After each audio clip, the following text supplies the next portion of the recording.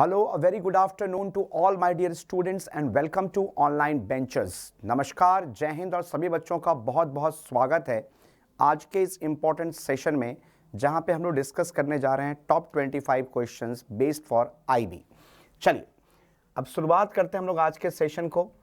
तो जो बच्चे हमारे नए सब्सक्राइबर के रूप में जुड़ रहे हैं हमारे चैनल में, वो लोग प्लीज़ हमारे ऑनलाइन बेंचर्स के मोबाइल ऐप को डाउनलोड कीजिए और साथ ही साथ आप हमारे ऑनलाइन बेंचर्स के टेलीग्राम चैनल से भी जुड़िए ज़रूर, ठीक है ना, ताकि जो भी कंटेंट हम यूट्यूब पे आपके लिए लेकर के आ रहे हैं उस कंटेंट को आप यहाँ से पीडीएफ फॉर्म्स में क्या कर सको, डाउनलोड कर सको। ठीक है बच्चों, चलिए अब आज का सबसे पहला प्रश्न ये है कि who renounced his knighthood against the Jallianwala Bagh atrocity. Jallianwala Bagh नरसंहार के खिलाफ किसने अपना नाइटहुड त्याग दिया था?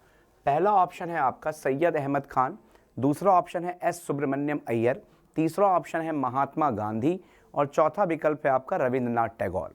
ये पूछा गया है कि जो जलियांवाला बाग नरसंहार हुआ 13 अप्रैल 1919 को, जिसको पंजाब रॉन्ग कहा गया, जिसको हिमालयन ब्लंडर कहा गया महात्मा गांधी के द्वारा, जो कि रॉलेट सत्याग्रह के लिए किया गया था, तो उसके खिलाफ ये जो जलियांवाला बाग हुआ जिसमें निशंस लोगों की हत्या की गई थी जनरल डायर के फरमान पे, उसके खिलाफ जाते हुए जो आपको ध्यान रखना है कि जो नाइटहुड है, अगर ये पूछा जाए कि ये उपाधि किसने त्यागा था, तो आप क्या बताओगे?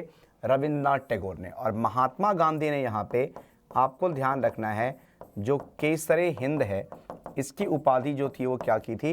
रिनाउंस कर दी थी। इसको आप लोगों को ध्यान रखना है। और ये घटना जो है नरसंहार वो 13 अप्रैल 1919 को हुआ, ठीक है ना, जनरल डायर के कहने पे। अगला सवाल ये है कि who was the then governor general of British India when sati pratha became illegal and punishable. उस समय ब्रिटिश भारत का तत्कालीन गवर्नर जनरल कौन था जब सती प्रथा अवैध और दंडनीय घोषित की गई? ये एक बहुत बड़ा रिफॉर्म था अपने आप में। तो Lord Cornwallis, Lord Wellesley, Lord William Bentinck या फिर वॉरेन हेस्टिंग। ये पूछा गया है कि उस वक्त भारत का governor British India governor general कौन था जब सती प्रथा को इलीगल और पनिशेबल बनाया गया। मैं बता दूं आपको, राजा राम मोहन रॉय, जिनकी आत्मीय सभा थी, जिनका ब्रह्मो समाज था, उन्हीं के प्रयासों से, ठीक है ना, ये जो सती प्रथा है उसका अंत हो पाया, इस कुरीति का, इस सोशल एविल का। और इसमें सबसे बड़ी भूमिका निभाई थी किसने? लॉर्ड विलियम बेंटिंक ने। लॉर्ड विलियम बेंटिंक ने। इसको ध्यान रखना है आपको। अगला सवाल ये है कि how many hymns are there in the Rigveda. Rigveda में कुल कितने सूक्त हैं? कितने सूक्त हैं ऋग्वेद में? 1035, 1008, 1016 या 1028? आपको बता दूं मैं कि ये जो 4 वेद हैं, ऋग्वेद, सामवेद या यजुर्वेद और अथर्ववेद, ये कहा जाता है कि ये श्रुति है। श्रुति का मतलब क्या है? ओरल ट्रांसफॉर्मेशन है, जो जनरेशन टू जनरेशन इन ऋषि मुनियों के द्वारा मौखिक रूप से जनरेशन तक आया, ठीक है ना।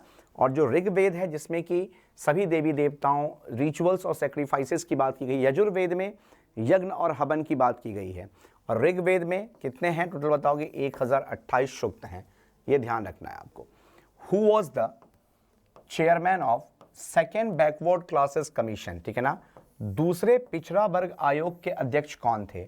Is it A Jyotiba Phule, is it B Bhimrao Ambedkar, is it C BP Mandal या फिर is it D Babu Jagjivan Ram? कौन अध्यक्ष था, ठीक है ना, दूसरे पिछड़ा वर्ग आयोग का? Second, the chairman of the second backward classes commission. Second backward class commission के अध्यक्ष इनमें से कौन थे? ये सवाल आपसे पूछा गया है, ठीक है ना।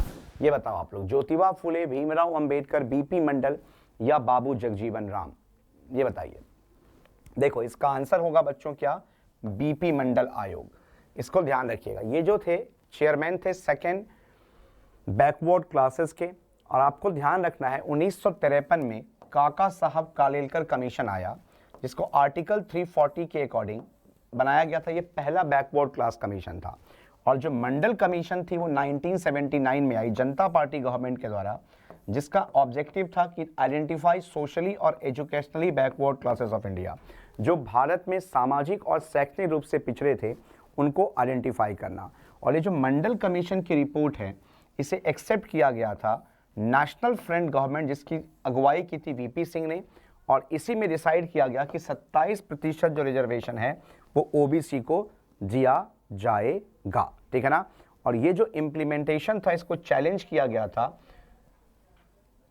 और सुप्रीम कोर्ट ने इसकी वैलिडिटी को इंदिरा साहनी केस में क्या कर दिया, एक्सेप्ट किया था। Under which article can the parliament amend the constitution, किस अनुच्छेद के अंतर्गत संसद संविधान में संशोधन कर सकती है। यानी कि जो प्रोसीजर ऑफ अमेंडमेंट है वो इंडियन कॉन्स्टिट्यूशन के किस आर्टिकल में मेंशन किया गया है।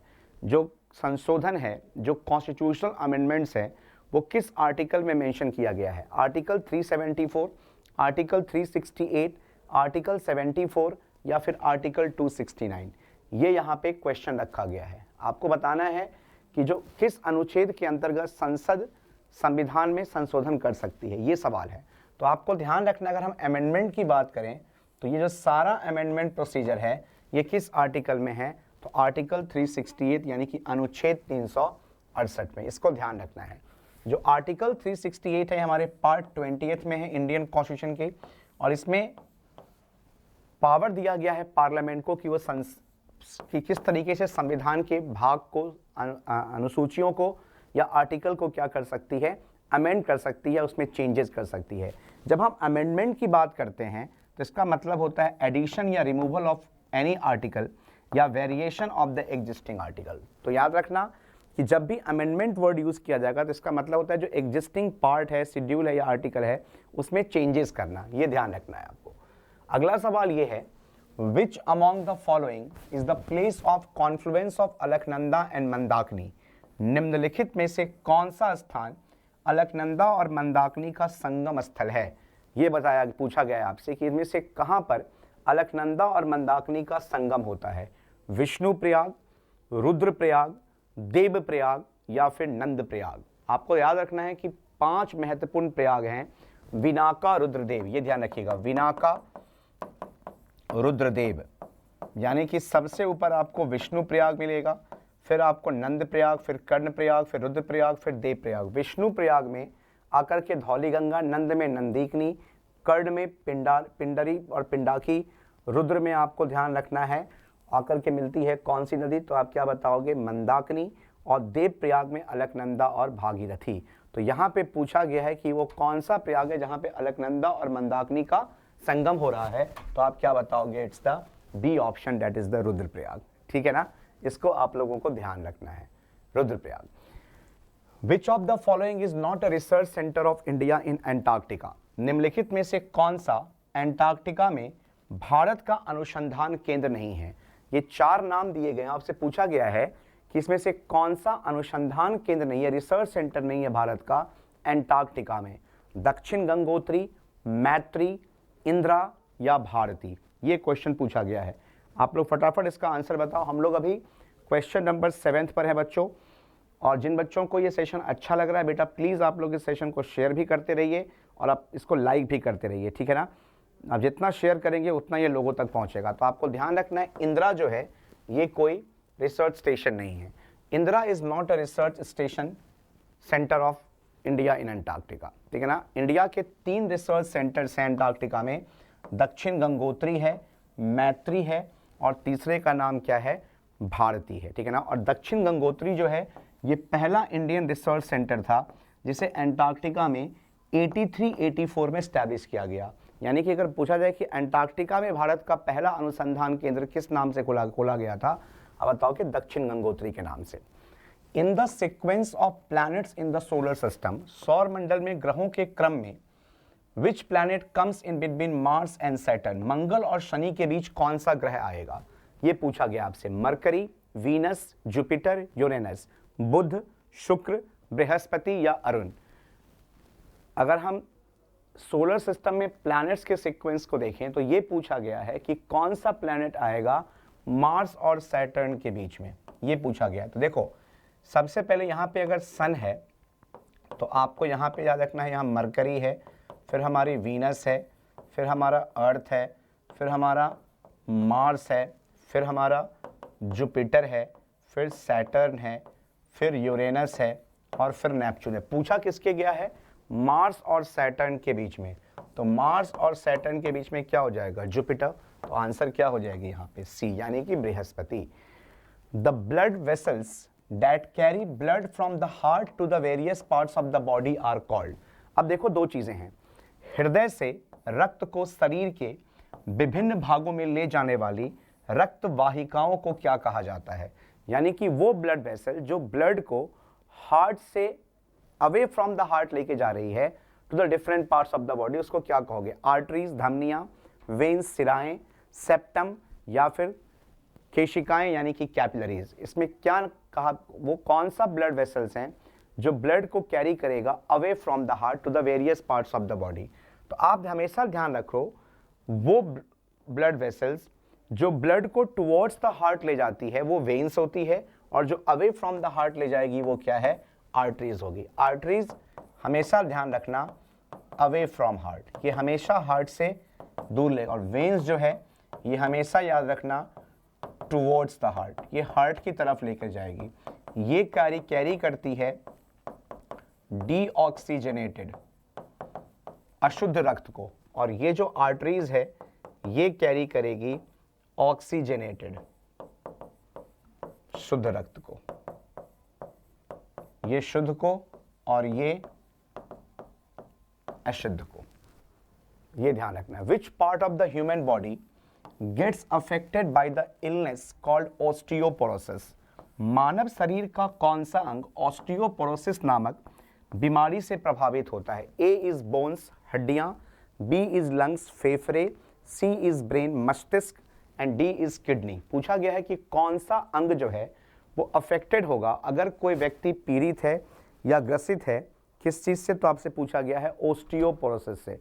तो what will be the exact answer for this, आपको ध्यान रखना है। अब देखो इसका आंसर हो जाएगा बोन्स। तो जो वीकनिंग ऑफ बोन्स होती है वो क्या है? ऑस्टियोपोरोसिस। और ये जो ऑस्टियोपोरोसिस है ये बेसिकली सबसे अधिक किसको प्रभावित करेगा? तो आप बताओगे फीमेल को, यानी कि महिलाओं को। और वहीं पे जो ऑस्टियोमेलेशिया है ये किसको करती है सबसे ज्यादा? तो आप बताओगे मेल को। और जो बच्चों को जो प्रभावित करती है उसको हम लोग क्या बोलते हैं? रिकेट्स। ये किसको करेगा? चाइल्ड को। ये ध्यान रखना है। What is the more common name for solid carbon dioxide? ठोस कार्बन डाइऑक्साइड का अधिक सामान्य नाम क्या है? The common name for solid carbon, dry ice, quicksilver, Epsom या पोटास? सबसे कॉमन नेम क्या रखा गया है सॉलिड कार्बन डाइऑक्साइड के लिए? ये बहुत कॉमन क्वेश्चन है आपका। मोर common name for solid carbon dioxide क्या होगा इसका आंसर? ये पूछा गया। तो आप क्या बताएंगे यहाँ पे? इसका आंसर हो जाएगा आपका ड्राई आइस, शुष्क बर्फ। Which of the following solvent is known as universal solvent? इसमें यूनिवर्सल निम्नलिखित में से किस विलायक को सार्वभौमिक विलायक के रूप में जाना जाता है? केरोसिन, अल्कोहल, एसीटोन या वाटर? यूनिवर्सल सॉल्वेंट इसमें से कौन होगा? अल्कोहल, केरोसिन, एसीटोन या फिर वाटर? यूनिवर्सल सॉल्वेंट क्या होगा ये पूछा गया आपसे। फटाफट आंसर करो आप लोग। देखो यूनिवर्सल सॉल्वेंट तो केवल एक ही चीज है बच्चों, और वो यूनिवर्सल सॉल्वेंट क्या है आपका? तो आप बताएंगे इट्स द वाटर, जल, पानी। अच्छा एक चीज ध्यान रखो आप लोग कि हम लोगों ने भी आपके लिए एंकर एसएससी 2020-21 का 120 दिन का मास्टर कोर्स लॉन्च किया है सभी एसएससी एग्जाम्स के लिए। ये कोर्स 21 दिसंबर 2020 को स्टार्ट की जा चुकी है। इसकी वैलिडिटी 1 ईयर है और कोर्स फी रखा गया है 2999। और ये वो हमारी टीम है, कासिफ सर, मैं Chandan Roshan, Amit Sisodia sir, Neha Joshi ma'am, Zubair Ehsani sir और रणधीर सर, जो इस कोर्स में आपको गाइड करेंगे। इसके अलावा हम लोग 28 दिसंबर से IBACIO 2020-21 टियर 1 टियर 2 के लिए एक कोर्स लेकर के आ रहे हैं। इसकी वैलिडिटी 1 ईयर है और इसका कोर्स फी रखा गया है 3499। ये जो कोर्स है 3499 के कोर्स फी के साथ ये किसके लिए है? IB और ACIO के लिए। इसके अलावा GA GS स्पेशल का हम लोगों ने कोर्स स्टार्ट किया है 22 दिसंबर को।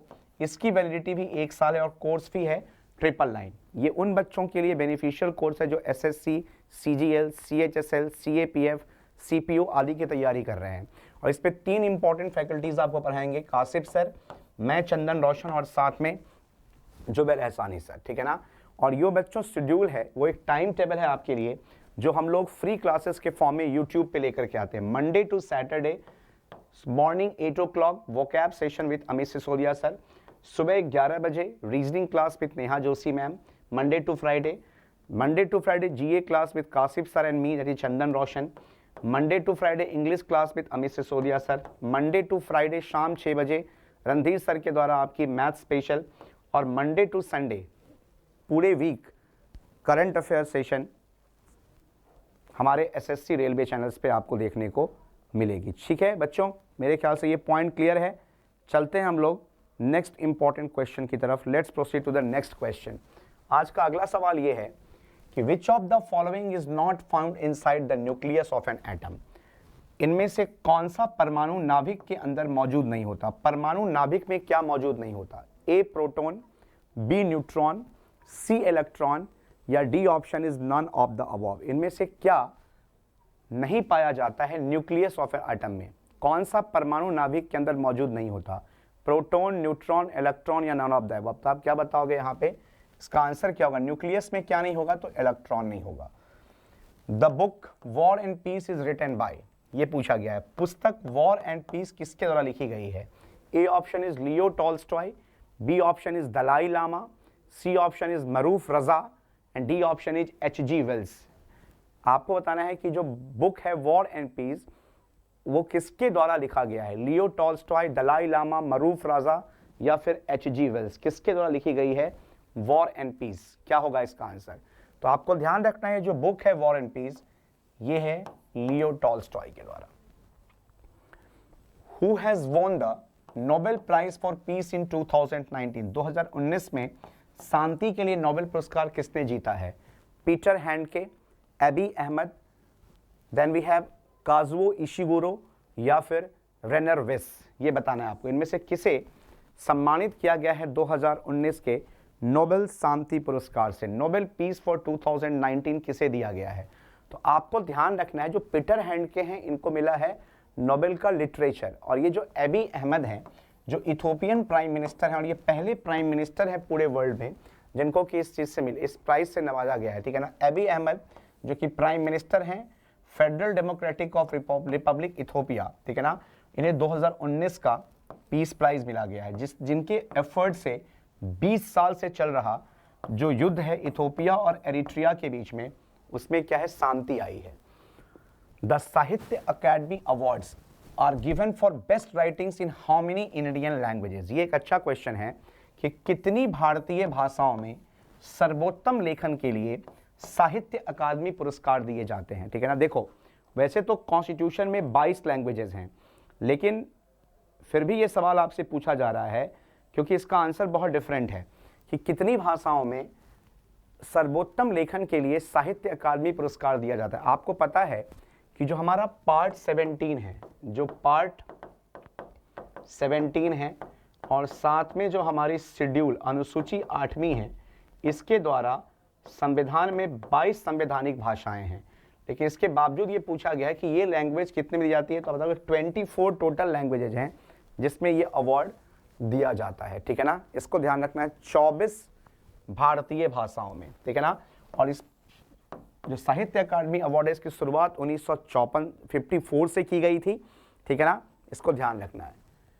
Who is known as the founder of Golden Temple of Amritsar? Amritsar के जो स्वर्ण मंदिर है इसके संस्थापक कौन है?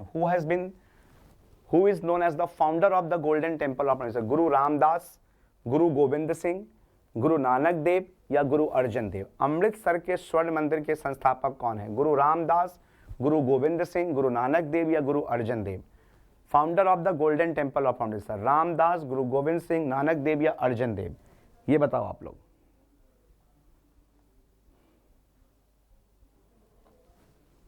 बता दो मैं आपको 1578 में इसकी शुरुआत की गई थी गुरु रामदास जी के द्वारा 1578 में। ठीक है ना। गुरु रामदास 1578 में जो गुरु रामदास इन्होंने एक्सकैवेट किया था एक टैंक को, एक सरोवर को, जिसको हम became known as Amritsar, giving its name of the city that grew around it. ठीक है ना। एक सरोवर खोजा गया था उसके बाद से शुरुआत की गई। तो मियाँ मीर ने इसमें भूमिका निभाई थी। In which state of India did the Kuchipudi dance originated? Bharat के किस राज्य में कुचिपुड़ी नृत्य की उत्पत्ति हुई है?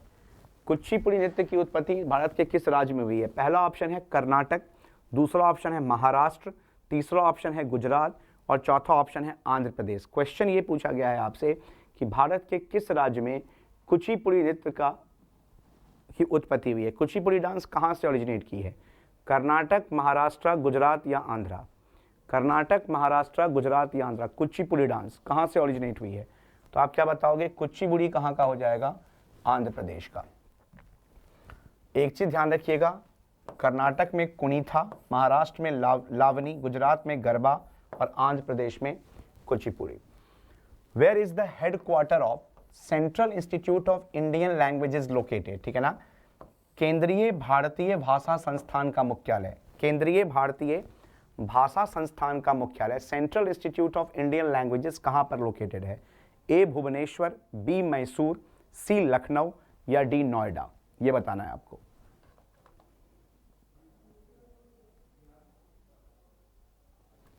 फटाफट बताओ आप लोग, आप क्या बताओगे? इसका आंसर क्या हो जाएगा? मैसूर। कहां पर है ये? मैसूर में। और इसको फाउंड किया गया था 17 जुलाई 1969 को, और ये पार्ट है language bureau of the ministry of human resource development. जो HRD की लैंग्वेज ब्यूरो है, जो ह्यूमन रिसोर्स डेवलपमेंट मिनिस्ट्री की लैंग्वेज ब्यूरो है, उसी का पार्ट है CIIL, central Institute of Indian language, जो कि एक इंडियन रिसर्च और टीचिंग इंस्टीट्यूट है। कहां पे? मैसूर में। Which one of the following is the joint army exercises between France and India? Joint army exercise between France and India, निम्नलिखित में से कौन सा फ्रांस और भारत के बीच संयुक्त सेना अभ्यास है? A is शक्ति, B is गरुड़ शक्ति, C is खंजर and D is संप्रति। Which of the following is the joint army exercises between France and India? France और भारत के बीच में संयुक्त सैन्य अभ्यास इनमें से कौन सा है?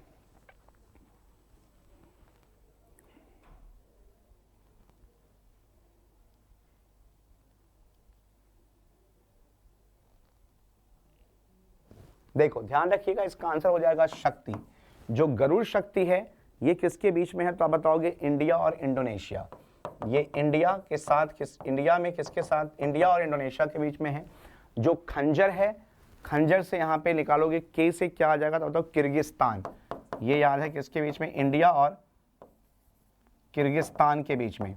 और जो संप्रति है ये ध्यान रखिएगा, इंडिया और बांग्लादेश के बीच में, भारत और बांग्लादेश के बीच में। इंटरनेशनल गर्ल चाइल्ड डे, अंतरराष्ट्रीय बालिका दिवस कब मनाया जाता है? 11 अक्टूबर, 11 अक्टूबर, 16 अक्टूबर, 16 अक्टूबर, 28 जुलाई, 28 जुलाई या फिर 24 अक्टूबर? ये बताना है आपको। इंटरनेशनल गर्ल चाइल्ड डे कब ऑब्जर्व किया जाता है ये बताना है आपको। इंटरनेशनल गर्ल चाइल्ड डे ये आपको ध्यान रखनी है कि कब मनाई जाती है। फटाफट बताइए आप लोग। तो आप क्या बताओगे यहाँ पे? 11 अक्टूबर को। दूसरी इंपॉर्टेंट चीज, who among the following country introduce the GST first? निम्नलिखित में से किस देश ने सबसे पहली बार GST की शुरुआत की थी? Australia, France, Canada, Germany.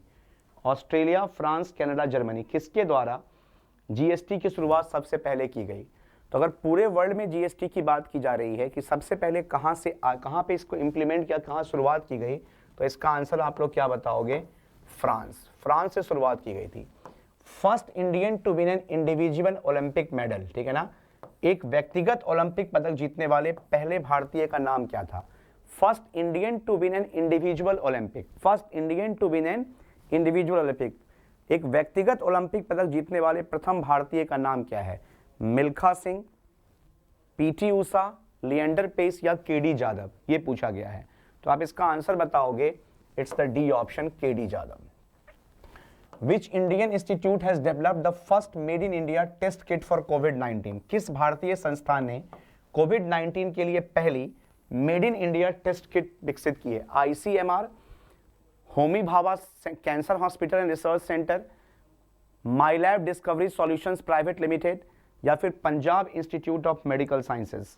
किसके द्वारा सबसे पहला COVID-19 किट जो है वो डेवलप किया गया है? ठीक है ना, इसको ध्यान रखना है आपको। Mylab Discovery Solutions Private Limited. Who has been reappointed as the deputy governor of RBI in March 2020? March 2020 में भारतीय रिजर्व बैंक के डेप्यूटी गवर्नर के रूप में किसे पुनर्नियुक्त किया गया है? रविंद्र जैन, रमेश भंडारी, संजय कांत शर्मा या BP Kanungo. Second time reappointment of which individual has taken place as the deputy governor of RBI. अगर रीअपॉइंटमेंट की बात की जाएगी तो आंसर क्या हो जाएगा, बीपी कानूनगो। क्या हो जाएगा, बीपी कानूनगो। बच्चों ध्यान रखना, हम लोग एंकर एसएससी 2020-21 एक 120 डे का मास्टर कोर्स लेकर के आ रहे हैं जो 21 दिसंबर से स्टार्ट हो चुकी है। वैलिडिटी 1 ईयर है और कोर्स फी कितनी है इसकी 2999। और ये वो हमारी टीम है जो इस कोर्स में आपको गाइड करेंगी।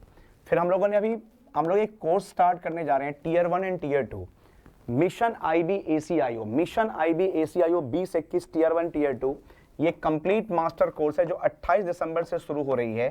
वैलिडिटी 1 साल और कोर्स फी रखा गया है 3499। याद रखिएगा 28 दिसंबर से इस कोर्स को लेकर के हम लोग आ रहे हैं। और साथ ही साथ ध्यान रखना है, हम लोग एक GS स्पेशल कोर्स हम लोगों ने स्टार्ट किया है 22 दिसंबर को, जिसकी वैलिडिटी 1 ईयर है और कोर्स फी है 999।